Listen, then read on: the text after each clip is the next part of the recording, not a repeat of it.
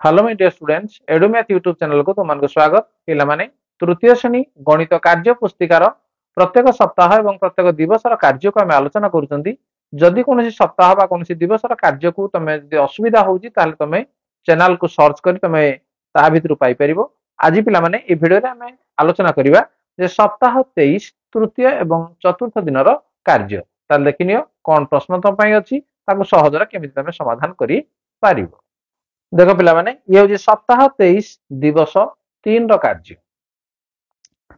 एटा अछि देख पिजुली देखि पारज 75 ग्राम ए पिजुली रो ओजन होची 75 ग्राम सेव होची 125 ग्राम कदली होची 100 ग्राम सपुरी होची 300 ग्राम कमला होची 150 ग्राम एटा ओजन दिया हिची ताले प्रश्न रहला कोन जे चित्र रे थिबा फलर ओजन दत्त अछि तल प्रश्न गुड़िकर समाधान कर ये ओजन को देखी तले जो प्रश्न गुड़िक अच्छी तार आम समाधान करवा कौन अच्छी करे देखी पार्ज ये गोटे कौन पिजुली ये गोटे पिजुली ये है पिजुली और ये है सेव तेणु मझे कौन अच्छी मिशाण चिन्ह अच्छी तेणु तीन टाक आम मिसेदेवा केते ग्राम हम तेणु केते ग्राम लेखा नहीं ऊपर लेखाई ये पिजुली है 75 ग्राम ये पिजुली हम 75 ग्राम सेव हूँ 125 ग्राम तेणु तीन टाक आम मिसेदेवा सब केते ग्राम हम 5 5 10 5 15 5 रखना 1 ये 2 1 3 3 7 10 10 7 17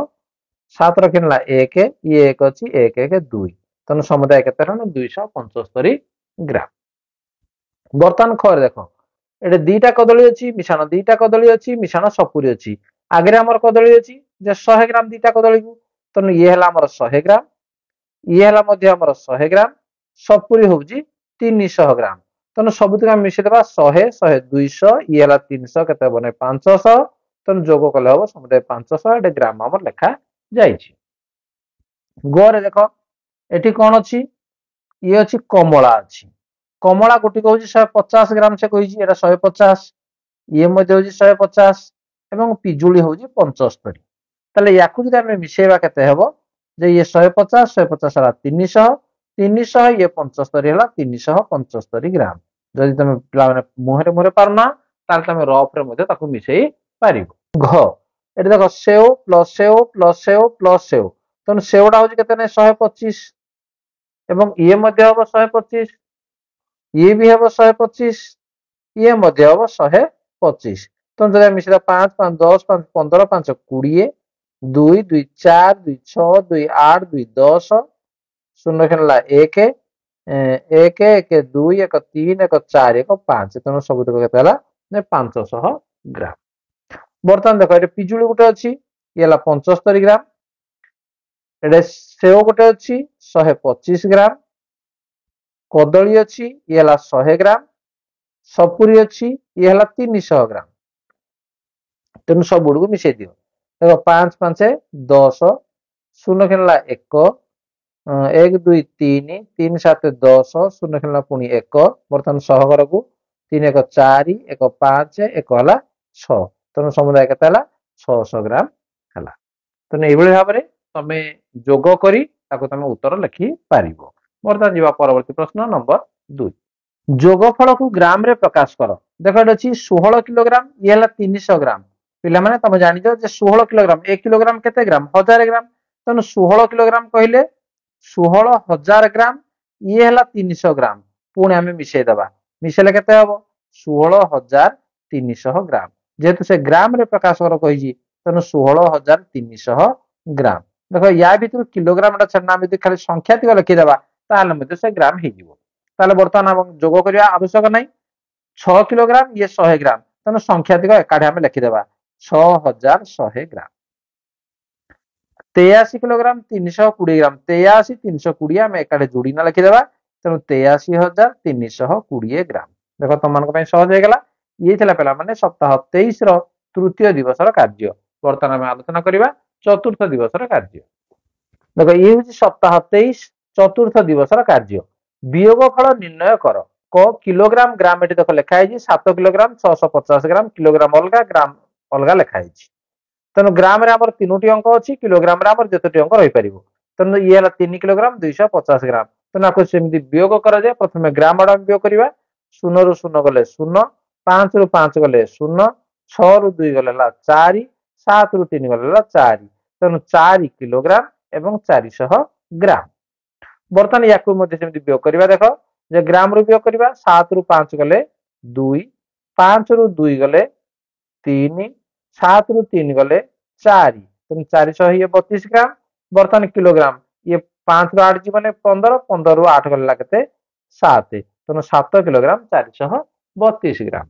ବର୍ତ୍ତମାନ ପରବର୍ତ୍ତୀ ପ୍ରଶ୍ନ ନମ୍ବର 2, ଗୋଟିଏ ବିସ୍କୁଟ ପୂର୍ଣ୍ଣ ଥିବା ଡବାର ଓଜନ 17 କିଲୋଗ୍ରାମ 500 ଗ୍ରାମ, ଖାଲି ଡବାଟିର ଓଜନ 7 କିଲୋଗ୍ରାମ 500 ଗ୍ରାମ, ତେବେ ବିସ୍କୁଟର ଓଜନ କେତେ? ଦେଖ ବିସ୍କୁଟ ପୂର୍ଣ୍ଣ ଥିବା ଡବାର ଓଜନ ଡ୍ୟାଶ କିଲୋଗ୍ରାମ କେତେ ଲେଖା ହେଇଛି? 17 କିଲୋଗ୍ରାମ 500 ଗ୍ରାମ।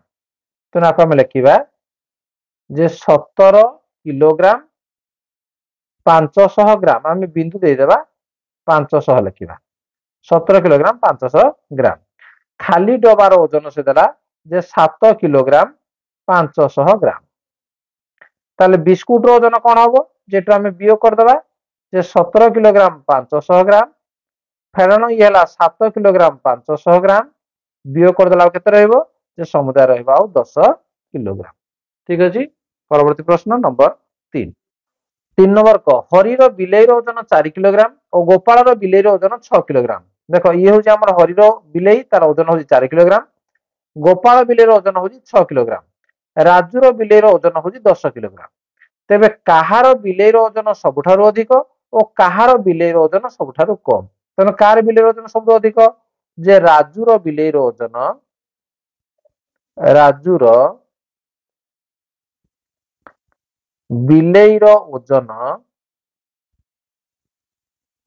ସବୁଠାରୁ ଅଧିକ।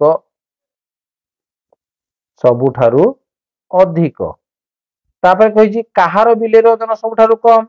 ତେଣୁ ହରିର ବିଲେଇର ଓଜନ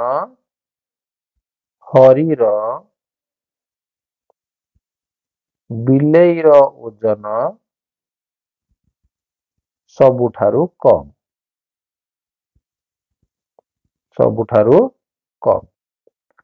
ନେକ୍ସଟ ଖ, ହରିର ବିଲେଇର ଓଜନ ରାଜୁର ବିଲେଇର ଓଜନ ଠାରୁ କେତେ କମ? ତେଣୁ ହରିର ବିଲେଇର ଓଜନ କେତେ?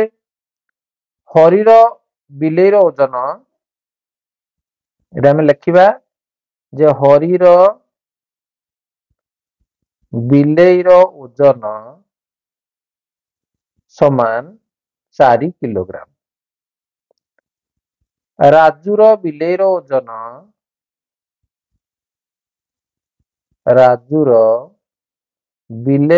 ଓଜନ ସମାନ 10 କିଲୋଗ୍ରାମ। ତାহলে କେତେ କମ? ତେଣୁ କମ ହେଲା, ଆମେ କଣ କରିବା ଯେ ବିয়োଗ କରିଦେବା ଯେ 10 କିଲୋଗ୍ରାମ ଫେରାଣ 4 କିଲୋଗ୍ରାମ ସମାନ ହେଲା କେତେ 6 କିଲୋଗ୍ରାମ। ତେଣୁ 6 କିଲୋଗ୍ରାମ କମ ହେଲା। ତାପରେ ଗ,